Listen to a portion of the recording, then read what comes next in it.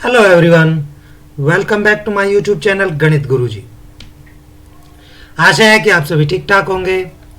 आज की हमारी क्लास का टॉपिक है पूर्ण संख्याएं, क्लास 6 की एक्सरसाइज 2.1, जिसमें हम प्राकृतिक संख्याएं और पूर्ण संख्याओं के बारे में जानेंगे और संख्या रेखा पर भी लिखना जानेंगे। तो जो आज तक हम पढ़ते आए हैं प्राकृत संख्याएं,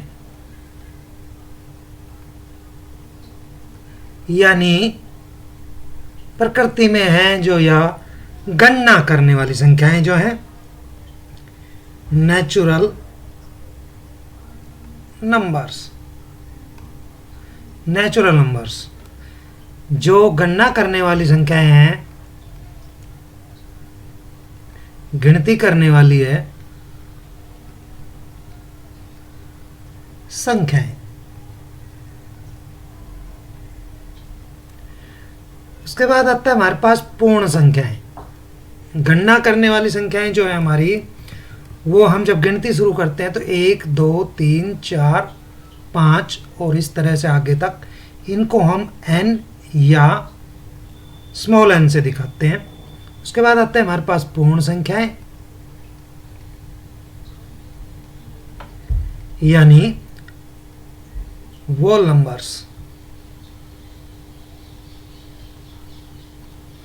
होल नंबर्स अगर हम जीरो और ऐड कर दें इनमें, यानी संख्याएं जीरो से स्टार्ट कर दें, तो ये हमारे पास पूर्ण संख्याएं होंगी और इनको हम W या स्मॉल w से दिखाते हैं, कैपिटल।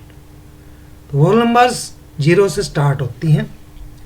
तो इसका मतलब ये हुआ कि सारी प्राकृतिक संख्याएं जो हैं, प्राकृत संख्याएं पूर्ण संख्याओं में है।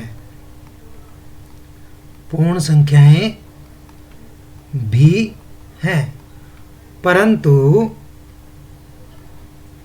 पूर्ण संख्याएं प्राकृत संख्याएं नहीं है। क्यों नहीं है?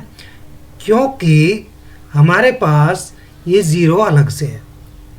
अब इनको हम संख्या रेखा पर दिखाना चाहें तो कैसे दिखाएंगे? तो देखिए भाई, संख्या रेखा पर मान लीजिए कि ये हमारे पास एक संख्या रेखा है और हम यहाँ जीरो से स्टार्ट करते हैं और ये बराबर दूरी पर इस तरह से है।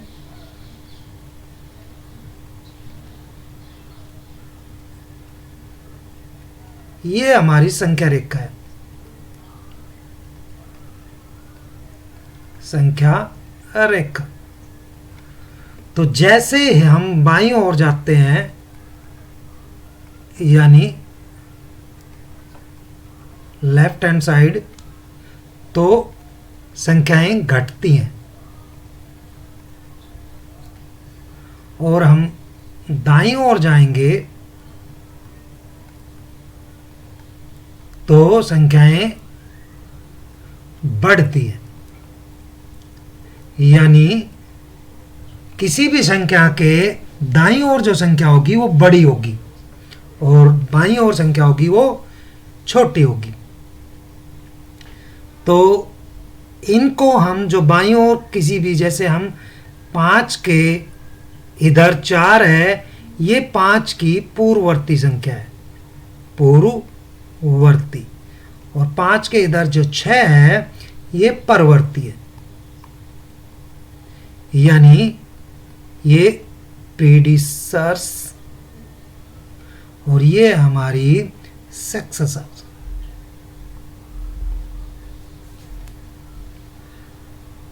और हमारी सबसे छोटी पूर्ण संख्या कौन सी है?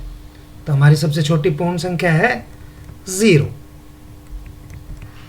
जीरो सबसे छोटी पूर्ण संख्या क्या है? जीरो। तो चलिए क्लास शुरू करते हैं।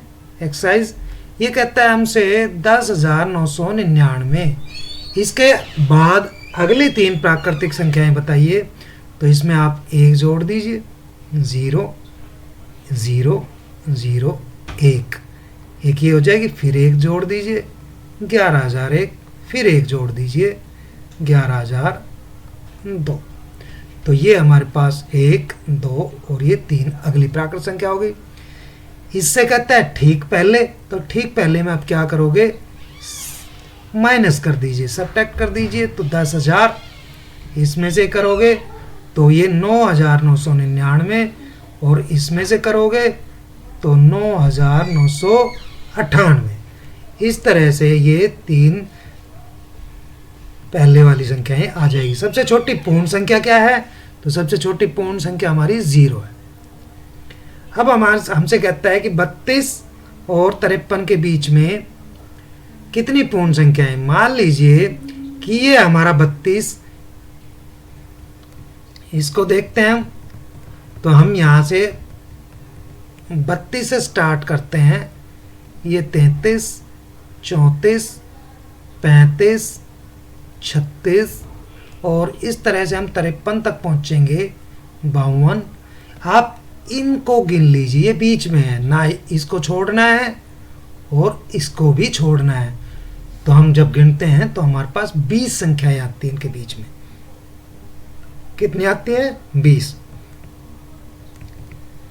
अब नेक्स्ट है हमारे पास कि इनका परवर्ती लिखिए। परवर्ती मीन्स बाद में। तो ये हमारे पास है 24,40,701। तो इसके परवर्ती 1 जोड़ दीजिए, इसमें 702 हो जाएगा।